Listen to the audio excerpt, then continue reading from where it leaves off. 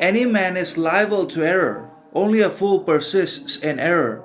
Meaning, mistake and error both actually have always been intricate and inseparable and fundamental qualities, conditions, or characteristics of the human nature, life, and organisms, whatever you want to call it. Because we're human beings, because we have minds, hearts, psychologies, and actions, and also reason and other powers, we're also certainly going to make mistakes and errors. We are prone to mistakes, downfalls, setbacks, adversities, because we are not like the other living organisms. We are other, or even better, bigger, greater living organisms than the other animals, and that's why we're also prone to making and committing mistakes and errors and downfalls, setbacks, and other problems, and encountering tragedies in our lives that we will have to experience and reform and overcome and conquer over and over again as we live, for as long as we are living, alive, etc., whatever we want to call it. But we just cannot afford to dwell and persist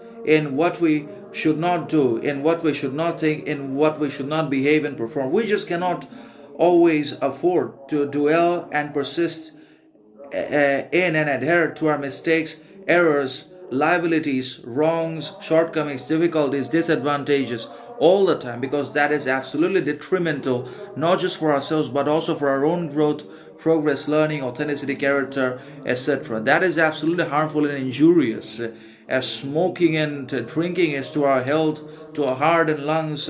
Making mistakes and dwelling in errors, shortcomings, arrogance is the same for our mind and psychology, action, character, growth, relationship, image, authenticity, reliability, agency, etc.